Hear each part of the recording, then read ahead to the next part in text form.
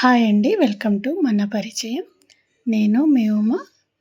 ఈరోజైతే చాలా special curry అండి. ఈరోజైతే మా పాప వంట చేసింది. తను ఫస్ట్ టైం మటన్ వండింది.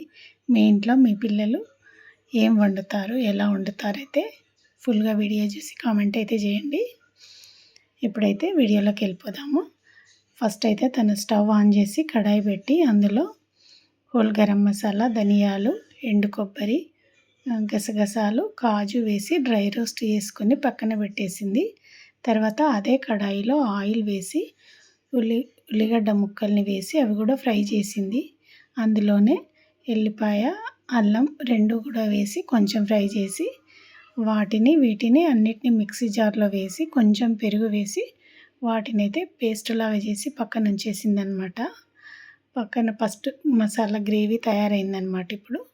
ఇప్పుడు మళ్ళీ స్టవ్ పైన కుక్కర్ పెట్టి కుక్కర్లో వండుతుంది తను. కుక్కర్ పెట్టేసి ఆయిల్ వేసుకొని అందులో షాజీరా, బిర్యానీ ఆకు, పోపు దినుసులు వేసి అవి కొంచెం చిటపటలాడనిచ్చింది. తర్వాత కట్ చేసుకున్న ఉల్లిపాయ ముక్కలు, పచ్చిమిర్చి ఇవన్నీ కూడా వేసి మొత్తం వాటిని ఫ్రై అయిన తర్వాత మటన్ వేసుకుందనమాట. ఫస్ట్ ఇక్కడ చెప్పొచ్చేది ఏంటంటే, ఫస్ట్ పిల్లలకి వంట చేయాలంటే ఫస్ట్ గరిటె పట్టుకోవడం రావాలి, వాటిని ఎలా కలపాలో కూడా రావాలి. ఎందుకంటే వాళ్ళకి తెలియకుండా గరిటె పట్టుకొని ఎక్కడ పట్టుకోవాలో అర్థం కాదు, ఎక్కడ వేడవుతుందో వాళ్ళకి తెలియదు.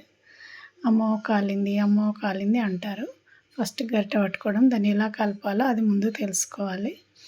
అది ఆయిల్ చిటపటలాడుతూ ఉంటే తనైతే ఎన్నిసార్లు పక్కకు వచ్చేసింది, మళ్ళీ వచ్చి కలపడం స్టార్ట్ చేసింది అనమాట. ఇప్పుడు మొత్తం దాంట్లో కొంచెం పసుపు అది వేసేసుకొని మటన్ వేసేసుకొని మొత్తం పూర్తిగా కలిపేసిన తర్వాత ఒక 5 నిమిషాలు ఉంచితే ఆ మటన్లో ఉన్న వాటర్ అంతా బయటికి వచ్చేసి ఇలా తయారైందనమాట. ఇప్పుడు అందులో తగినంత ఉప్పు, కారం. నేనైతే ఉప్పు కారాలు మెజర్మెంట్ అయితే ఎప్పుడూ చెప్పానండి. నేను చెప్తా ఉన్నా, తను వేస్తూ ఉంది.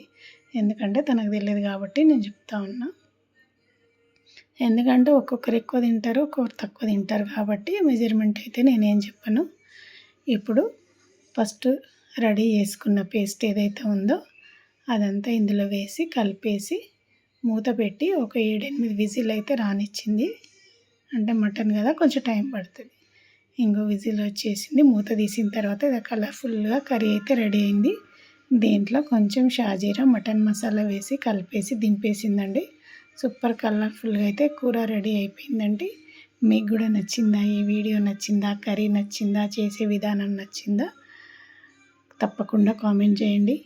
ఎవరైనా సబ్స్క్రైబ్ చేసుకొని వాళ్ళు ఎవరైనా ఉంటే సబ్స్క్రైబ్ చేసుకోండి, లైక్ చేయండి, షేర్ చేయండి. ఇంకా వీడియోలు చూడాలనుకుంటే మంచి కామెంట్ అయితే చేయండి. Thank you.